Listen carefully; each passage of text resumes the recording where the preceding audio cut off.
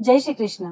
स्वागत है आप सभी का श्री कृष्ण जन्माष्टमी पर्व के पावन अवसर पर। इस वीडियो में भगवान श्री कृष्ण का जन्म अष्टमी तिथि को हुआ था, इसीलिए आज श्री कृष्ण के जीवन की 8 बातें हम जानेंगे।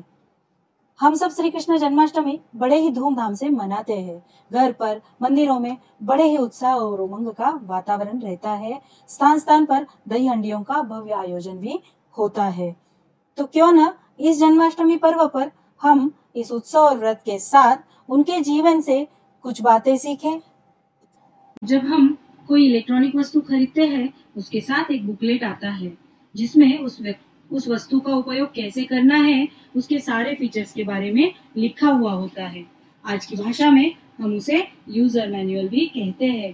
तो आज मैं आपको यहाँ यह कहूंगी कि भगवान श्री कृष्ण का जीवन हमारे लिए यूजर मैनुअल ही है तो अतिशयोक्ति नहीं होगी। अगर हमें जीवन में सदैव भगवान श्री कृष्ण की तरह सकारात्मक और मुस्कुराते हुए रहना है, उनके जीवन की इन 8 बातों को जिंदगी में अवश्य शामिल कर लेना चाहिए।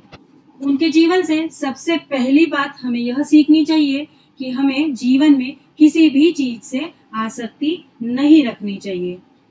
उनका नाम आते ही हमें केवल मक्खन, बांसुरी, रास आदि ही याद आता है, लेकिन ये सब तो उन्होंने एक क्षण में छोड़ दिया था। किसी भी चीज का मोह उन्होंने नहीं रखा था। जन्म लेते ही जन्म देने वाले माता पिता छूटे, जिन ग्वालों के संग बचपन और लड़कपन की लीलाएं की वह भी छूटे, जिनसे सच्चा नितांत प्रेम किया वह राधा भी छूटी, बांसुरी भी छूटी, पालन पोषण करने वाले नंद बाबा और यशोदा मैया भी छूटी, मथुरा भी छूटी और अंत में द्वारका भी समंदर में डूब गई, पर भी चेहरे पर की मुस्कान कभी नहीं छूटी।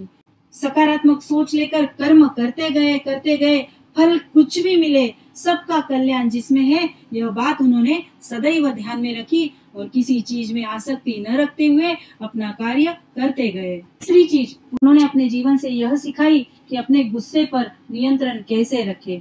भगवान श्री कृष्ण और शिशुपाल की इस कथा से हमें यह सीख मिलती है कि धैर्य कभी भी नहीं खोना चाहिए।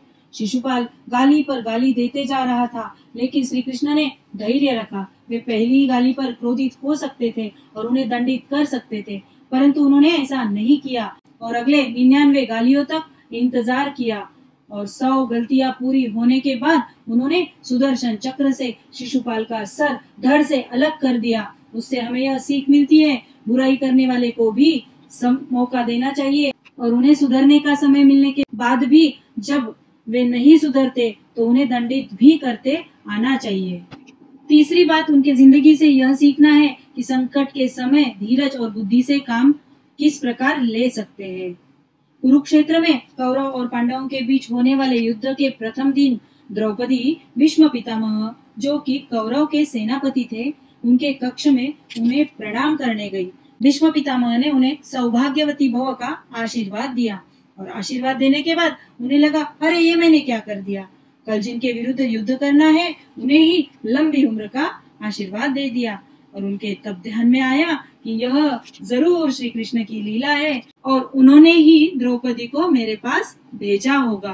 तो यह थी श्री कृष्ण की संकट के समय भी सूझ और बूझ से, धीरज और बुद्धि से किस प्रकार काम लेना। कृष्ण के जीवन से चौथी सीख हमें यह मिलती है कि हमें संगठन से रहना चाहिए और एक दूसरे पर विश्वास रखना चाहिए। हमारा चरित्र शुभ्र और हमारी भाषा मृदु रहनी चाहिए और सफलता के लिए मेहनत करना बहुत आवश्यक होता है। हम उन्हें माखन चोर नाम से जानते हैं। वे तो एक बड़े संपन्न घर से थे, तो उन्हें चोरी करने की क्या आवश्यकता। लेकिन उनकी इस लीला से वे यह संदेश देना चाहते थे कि मक्खन ऐसे ही नहीं तैयार होता। दूध से दही बनाते हैं और दही को बहुत भिगोने के बाद, बहुत मेहनत करने के बाद उनमें से छाछ और मक्खन अलग होता है। मतलब हमें मक्खन चाहिए तो मेहनत करना पड़ेगा। वैसे ही जीवन में सफल होना है तो मराठी कहावत की तरह देरे हरी पलंगावरी ऐसा नहीं करना चाहिए। उसके लिए मेहनत करनी पड़ती है और हमें मक्खन की तरह हमारा चरित्र शुद्ध और शुभ्र और हमारी भाषा सॉफ्ट मतलब मृदु रखनी चाहिए।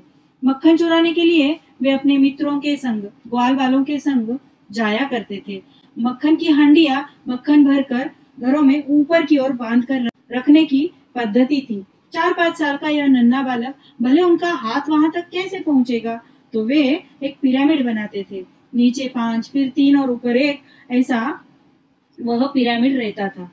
ऊपर चढ़ने वाला बिल्कुल नीचे गिरना नहीं चाहिए, इसका ध्यान नीचे वाले बालक रखते थे और ऊपर वाले को पूर्ण विश्वास रहता था कि वे उसके मित्र जो नीचे है वह उन्हें गिरने नहीं देंगे।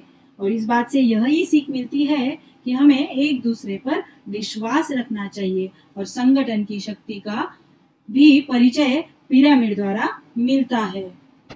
5वीं सीख जो उनके जीवन से हमें मिलती है वह यह कि मृत्यु के समय भी जीवन को खेल के समान कैसे जीना चाहिए।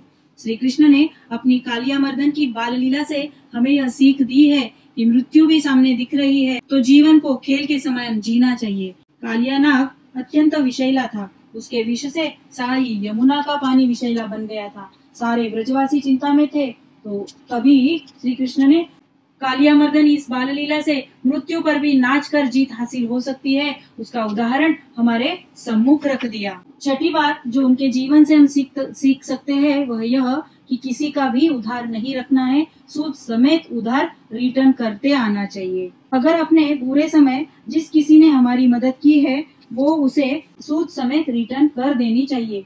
शिशुपाल को मारने के बाद जब सुदर्शन चक्र से उनकी उंगली में रक्त निकला तो द्रौपदी ने अपनी साड़ी फाड़कर उनकी उंगली पर बांध दी, जिसका जैसा कि हम सब जानते हैं कुरुसभा में भगवान श्री कृष्ण ने किस प्रकार द्रौपदी की लाज रखी थी, वह था उनका सूद समेत रिटर्न। 7वीं सीख उन्होंने यह दी, जीवन में बहुत सारे मित्र बनाना कोई खास बात नहीं है, लेकिन पूरी जिंदगी एक सबसे अच्छा मित्र रहना बहुत खास बात है। कुछ ऐसी ही कहानी थी श्री कृष्ण और सुदामा के मित्रता की।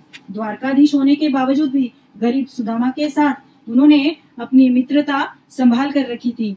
कोई छोटा या कोई बड़ा ऐसा भेद उन्होंने कभी नहीं किया है। उन्होंने इस बात से यह सीख दी कि कोई भी किसी का मित्र हो सकता है। मित्रता में न कोई छोटा होता है न कोई बड़ा होता है। 8वीं चीज भगवान श्री कृष्ण ने अपने जीवन से हमें सिखाई है, अत्यंत महत्वपूर्ण चीज है, वह यह है कि अकारण हमारी शक्ति का ह्रास हमें नहीं करना है। मथुरा में जब भगवान श्री कृष्ण पर जरासंध बार बार आक्रमण करते थे और श्री कृष्ण उनके साथ अपनी सारी शक्ति से लड़कर उन्हें हरा देते थे, इस बात पर श्री कृष्ण ने एक बार ऐसे सोचा कि बार बार यह करना मतलब अपने आसपास नकारात्मक फैलाना और अपनी सारी सकारात्मक शक्ति और अपना समय बर्बाद करना है। तभी उन्होंने मथुरा छोड़ने का फैसला कर लिया। गुजरात में समंदर के बीच द्वारका नामक सुंदर शहर की स्थापना की और वहां रहने चले गए। इससे उनका नाम रणछोड़दास पड़ा। इसका मतलब यह नहीं कि वे डर गए, लेकिन उन्होंने देखा कि संघर्ष का कोई निष्कर्ष नहीं निकल रहा है, बार बार अपने को संघर्ष करना पड़ रहा है। तो उन्होंने यह सीख दी है, यदि संघर्ष के बावजूद भी हमें कोई फल नहीं मिल रहा है तो वह संघर्ष करना छोड़ देना चाहिए। अकारण हमारी शक्ति का ह्रास करना यह बुद्धिमानी नहीं है। तो ये थी 8 चीजें जो भगवान श्री कृष्ण ने अपने जीवन से हमें सिखाई। पर अंत में एक सबसे महत्वपूर्ण सीख जो श्री कृष्ण से सदैव मुझे बड़ी अच्छी लगती है वह यह है कि कोई भी कार्य छोटा या बड़ा नहीं होता। कार्य तो कार्य ही होता है, चाहे हम किसी भी पद पर हो, हम कार्यरत रहे और उसे पूरी निष्ठा और सूझबूझ से पूर्ण करें।